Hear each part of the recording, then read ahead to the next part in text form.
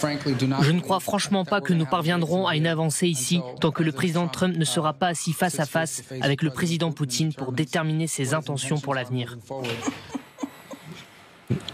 C'est préparé, c'est pour préparer. Oui. Il fait son boulot, Rubio. Il a été choisi par Trump.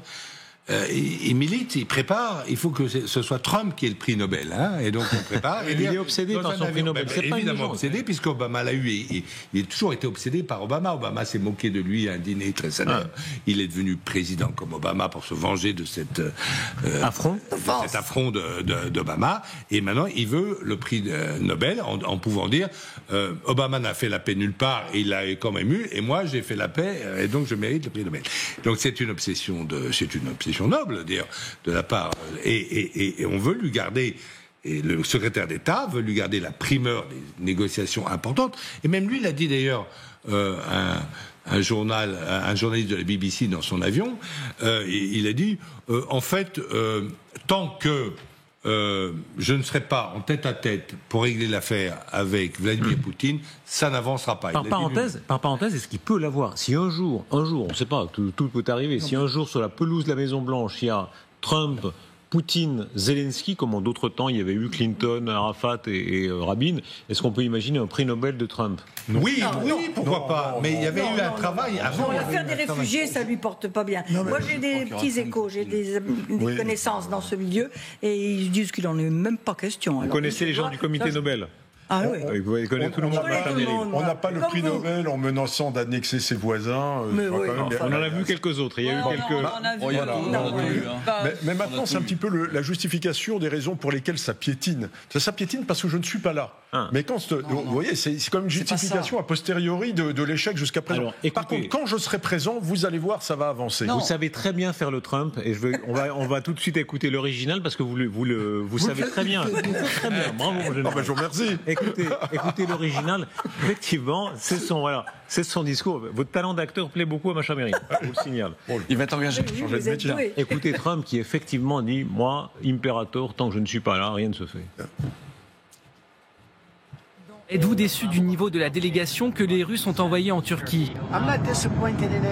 Je ne suis pas déçu. Pourquoi serais-je déçu? Nous venons d'encaisser 4 000 milliards de dollars et il dit que vous êtes déçu par une délégation. Je ne sais rien à propos d'une délégation. Je n'ai même pas vérifié. Il ne se passera rien tant que Poutine et moi ne nous rencontrerons pas, d'accord? Et il est évident qu'il n'allait pas y aller. Il n'allait pas y aller si je n'étais pas là et je ne crois pas qu'il se passera quoi que ce soit, que cela vous plaise ou non. Tant que nous ne nous serons pas rencontrés, lui et moi, nous nous réunissons. Mais nous allons devoir résoudre ce problème parce que trop de gens meurent.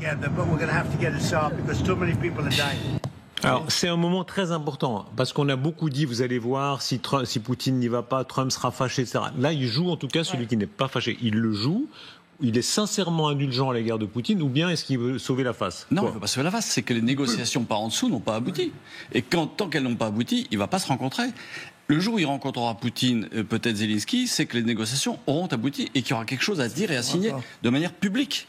Mais le rencontrer avant, ça veut dire que non, il arrivera comme vainqueur. Il a quand même senti après la déclaration de Poutine du 10 mai, donc le lendemain de son défilé à Moscou, il a quand même senti qu'il y avait une proposition assez intéressante de la part de la Russie, qui était d'une part d'avoir des rencontres directes, et que ces rencontres, d'autre part, fussent sans condition.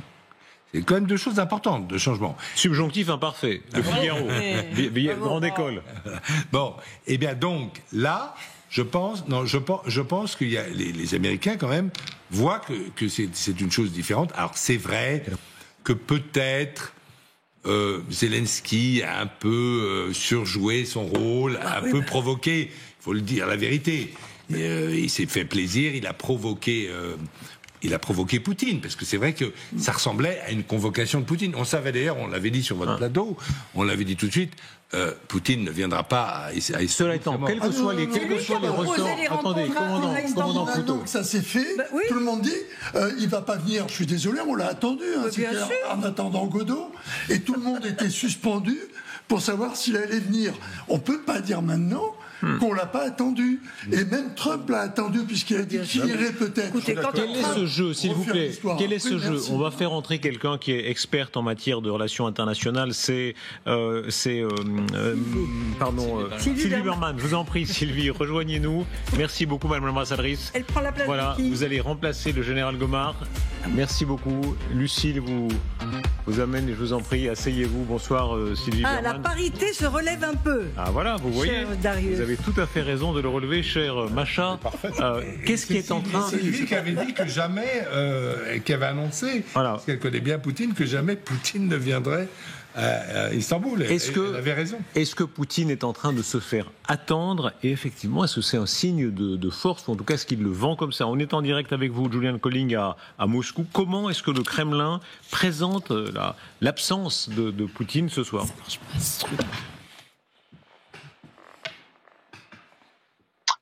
Écoutez, si vous voulez, c'est vrai que l'absence de Poutine était assez prévisible.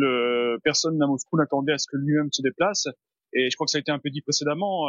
Poutine n'a pas promis de venir. Il a jamais dit qu'il viendrait lui-même à Istanbul. Il a juste proposé effectivement une reprise des négociations, donc des discussions en direct, comme au format donc il y a plus de 3 ans, en avril 2022. Et donc ça peut paraître assez logique, en tout cas du point de vue du Kremlin, qu'il ait renvoyé la même genre d'équipe entre guillemets, un peu qui peut être vu au rabais, mais avec le même leader en tout cas, Vladimir Medinsky, qui mène donc ces discussions. Car pour Poutine, encore une fois, la situation est plus à l'avantage actuellement de la Russie qu'à l'époque même. Et pour lui, donc, il veut reprendre en fait les discussions sur le format d'Istanbul il y a 3 ans, ou à l'époque où l'Ukraine était en position de faiblesse juste après l'invasion. Et donc Poutine estime que l'Ukraine est à nouveau en position de faiblesse, car la Russie avance, même si doucement, elle avance tout de même sur le front militaire actuellement. Et donc Poutine estime qu'il a des cartes à jouer. Il espère aussi sans doute gagner du temps entre guillemets avec cette proposition. Pendant ce temps-là, pendant que ça discute, et pendant ce temps, il n'y a pas de cessez-le-feu. La Russie continue encore une fois à avancer un petit peu, donc à grignoter du terrain en Ukraine. Et donc Poutine estime que d'ici quelques temps, il aura encore plus de cartes à jouer, une position plus favorable sur le front, et qu'il pourra obtenir en fait des concessions et des choses en plus de la part de l'Ukraine ou des États-Unis. Et à la fois, un dernier point important, c'est de dire que Poutine, par cette proposition également, qui semble pleine de bonne volonté, on va discuter en direct, on va se rencontrer, il semble également vouloir plaire à Trump, tout comme Zelensky d'ailleurs, mais Poutine également doit plaire à Trump, doit garder l'oreille, doit garder la confiance de Trump pour dire voilà, je suis pour la paix, je suis pour les négociations, pour ne pas perdre la patience et la confiance de Trump. Mais c'est aussi une méthode, encore une fois, pour gagner du temps et voir comment ça évolue sur le front. Merci beaucoup, Julian Colling. Comment comprendre cette façon de Poutine de se faire attendre? Mais il ne s'est pas fait attendre, en réalité. Il n'a jamais été question, effectivement, qu'il y aille. Ce qu'il a proposé, c'est cette négociation en direct. C'est Zelensky qui a pris la balle au bond en disant « D'accord, je t'attends, chiche ». Mais il n'a jamais pensé y aller. Lui, ce qu'il voulait reprendre, c'est la négociation, effectivement, d'avril 2022. Sa délégation est quasiment la même. Et c'est ce qu'il attendait également des Ukrainiens. Alors, ce qui a paru changer la donne, c'est l'intervention de Trump en disant « J'irai peut-être ». Je crois que tous les présidents y seront. Donc là, il y a eu une question, mais autrement, il n'a jamais pensé y aller. Et en réalité, les chefs d'État dans une négociation, ils se voient à la fin pour conclure. C'est pas eux qui vont négocier en direct. Ils peuvent aussi se voir au début pour lancer un processus, mais à ce stade, c'est d'autant plus difficile que Poutine a le plus profond mépris. C'est quand même un renversement, pardon. On a dit pendant des mois, il ne faut pas négocier avec Vladimir Poutine. Je vous rappelle que l'ancien Premier ministre anglais, Boris Johnson, a dit négocier avec Poutine, on reparle, c'est de la collaboration. C'est ce qu'on a fait avec Hitler. C'est quelque chose d'immoral. Il disait, c'est comme parler avec quelqu'un, un crocodile qui a votre jambe gauche dans la bouche. Et maintenant, on a l'impression que le monde aimerait que Poutine vienne. Zelensky a dit jamais avec Poutine, il dit jamais, et aujourd'hui jamais sans Poutine. Donc c'est quand même fou. Mais parce que la situation a évolué, parce que Trump une partie d'Ukraine est toujours occupée. Est-ce que je peux dire une chose sur la métaphore de Boris Johnson? Eh bien, si vous avez la jambe gauche dans la gueule d'un crocodile, vous négociez pour garder le reste, votre jambe droite et votre corps. Ça s'appelle du défaitisme. Qu'est-ce que Il y a quand même un principe de réalité. Il y a un principe de réalité qui n'existait pas à la fin 2024. C'est l'arrivée de Trump, qui est un game changer absolu. Je crois que c'est d'Israéli à la fin du 19e siècle. On disait qu'est-ce que la chose la plus importante en politique, et il répondait ce sont les faits, c'est les événements. C'est-à-dire que quand un événement arrive qu'on n'a pas prévu, la surprise stratégique, il faut le prendre en compte et puis modifier effectivement sa stratégie. Et là, c'est ce qui arrive. Le fait Trump, si ça avait été Biden, on n'en serait certainement pas là aujourd'hui. Ça serait complètement différent. C'est Trump. Donc aujourd'hui, effectivement, il y a l'histoire a basculé. C'est un fait. Tout à fait. Il a commis une petite erreur lexicale, Poutine, parce qu'il n'a pas précisé. Il a dit maintenant, je propose des rencontres directes entre la Russie et l'Ukraine. Il n'a pas dit entre des délégations diplomatiques ukrainiennes et russes. Oui, mais donc ça a permis effectivement Zelensky de s'enfoncer dans cette brèche et de dire moi. Alors, pardon, avançons un peu.